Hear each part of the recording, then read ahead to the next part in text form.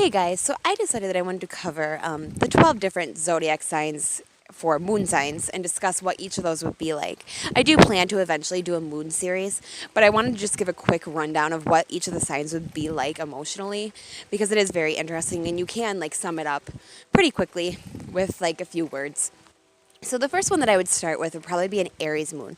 Aries moons would be very confident and courageous. These people, like when they felt emotional, they would like kind of stomp around and like get mad and like get all their quote unquote Mars energy out.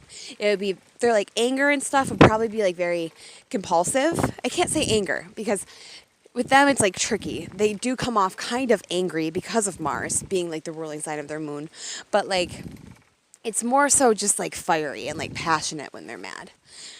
Or not mad. That's not a good way to put it. When they're emotional, sorry. It does have like a bite of like behind it. And they don't handle emotion like in a sense where like some signs want to be like comforted by others. A lot of like Aries moons are better off like kind of just like stomping around and then like maybe coming around to you and having you comfort them, possibly. Like the best thing you can do for like an Aries moon is like make them feel like they are courageous and that they have like independence and like you support them in that, like their independent endeavors. Like you support that they like want to run off like a warrior. Like you're not going to like chase after them or try to stop them if they're mad or emotional. I apologize, not mad. That would be Mars. Next, we would go on to Taurus. Taurus is very interesting as a moon sign. These poor people, like, when they get emotional, it's normally due to, like, some sort of, like, instability. At least this is what I've noticed with the Taurus moons that I know. They, like, if you like rock the boat like too much, like don't rock the boat with these guys. That song is like perfect for a Taurus moon because they don't know how to handle it. They like slow and steady and they like things being even keel and things remaining the same. So if there's like too much chaos, like an Aquarius moon with the Taurus moon would probably just like freak the fuck out. Like they wouldn't know how to handle it because it's way too unstable for them. Like that relationship it would drive them nuts. Next, we would go on to Gemini moons. I love Gemini moons. I really do. They are super detached in their emotional nature and very logical. So like if you were to like, a way to hurt like Gemini moons like feelings would be to kind of like maybe insult their intelligence because they are so focused on like intelligence. And if you did that, they would sort through it emotionally in a very logical nature. They would be like, wait, why did they do that? What was the reasoning? Why did they decide to tell me that I was stupid? What was I doing that made me stupid? There's like a million questions when it comes to Gemini moons. And they go through that, like when they're like in an emotional state. They like want to know all the answers as to why anything happened. They probably drive themselves nuts as well in the process. Next, we would go on to what? Cancer moons? Cancer moons are very nurturing. I love Cancer moons too. I'm like a Pollyanna, seriously. I love all moon signs, obviously, but no, Cancer moons are just very soft. Super maternal. These are the people that like when they don't feel good or like they're feeling down in the dumps, like the best thing you can do for a Cancer moon is like bring them like soup and like a warm blanket.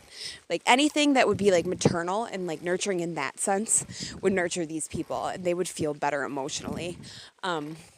A Cancer moon would get their like feelings hurt over like feeling like somebody like didn't care about them, like they care about them, if that makes sense. They are just very soft and caring, but still at the same time very reserved. These people like won't necessarily make it obvious that you hurt them. They will kind of like get cold in a sense, but you can normally see it and kind of get them to come around because they just like clam up, kind of like a crab. Next we would have, I'm just going to choose random ones. What would I say after Cancer? Who's the ruler of the fifth? Leo moon. Oh, my baby has a Leo moon. Leo moons are very prideful. If their feelings are hurt, it's probably because they're like being down on themselves about something. They feel like they didn't live up to their full potential with something, or they weren't being reputable enough or respectable. They're like very vibrant, like colorful people. And their emotional nature is definitely kind of like stormy, like a Aries moon, but still more soft and like a big cowardly lion, like the lion on like the Wizard of Oz. That's what I would imagine like a Leo moon. They can get their feelings hurt really badly if they feel like they've like let you down somehow. Next, we would go on to a Virgo moon. Oh, geez. I love these Virgo moons. They drive me nuts sometimes, too. Virgo moons are very, very nitpicky. They can get, like, emotional over a lot of things, just by analyzing and, like, being very critical of people.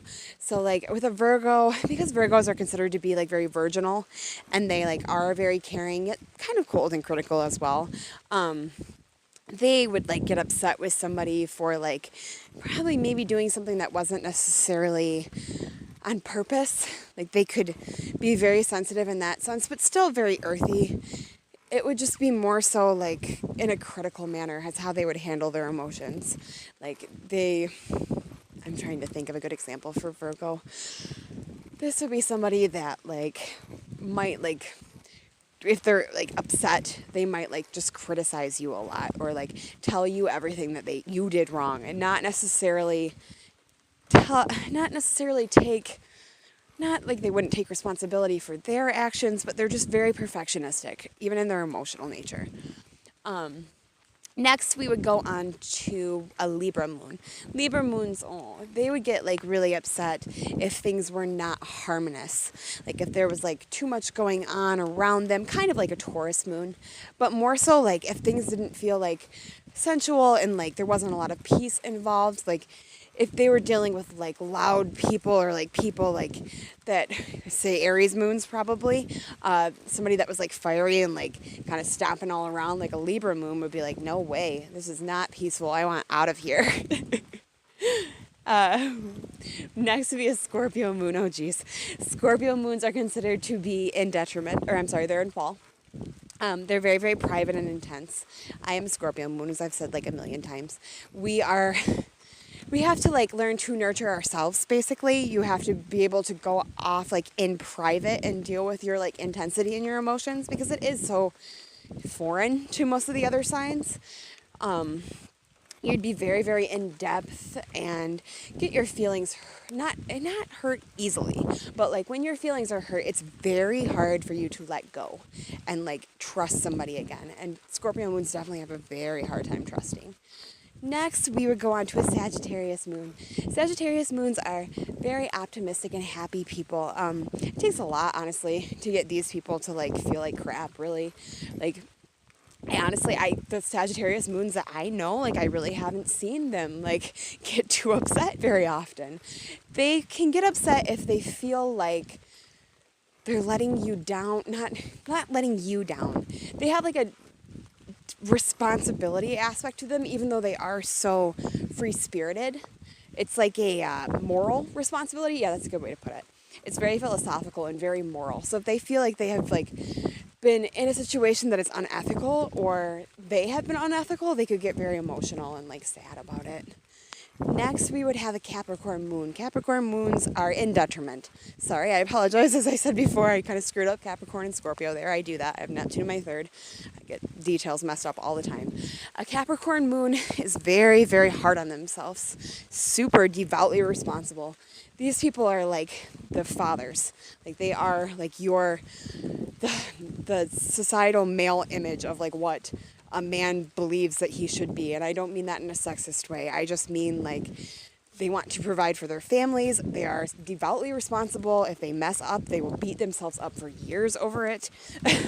Capricorn moons are highly critical of themselves, like, and they crave authority, definitely. Like if they don't feel like they are being taken seriously and like they're an authority figure, like these people can get incredibly upset. And most of their like sadness and like depression and stuff like that, it comes from this like constant need to like be responsible, like in all settings. A lot of Capricorn moons I have read have like an issue with like just like letting out their like childish side, like even as kids. And as they get older, they don't know how to even like be nurtured by other people or be childish in manner at all, or what they would consider to be quote unquote childish, because they've lived their entire lives feeling like they need to be responsible. Next, we would have an Aquarius moon. I attract a lot of these with my Mercury in Aquarius. Aquarius moons are funny to me. They are big rebels. They don't understand like why people get upset over certain things. They like want to like rebel yell all over the place. Like I love Aquarius moons just because they're so non-judgmental. The things that like upset Aquarius moons are more so like things that denote like unhumanitarian action, or like feeling like people are not being like treated equally. Like that can definitely like mess with their emotional nature a lot.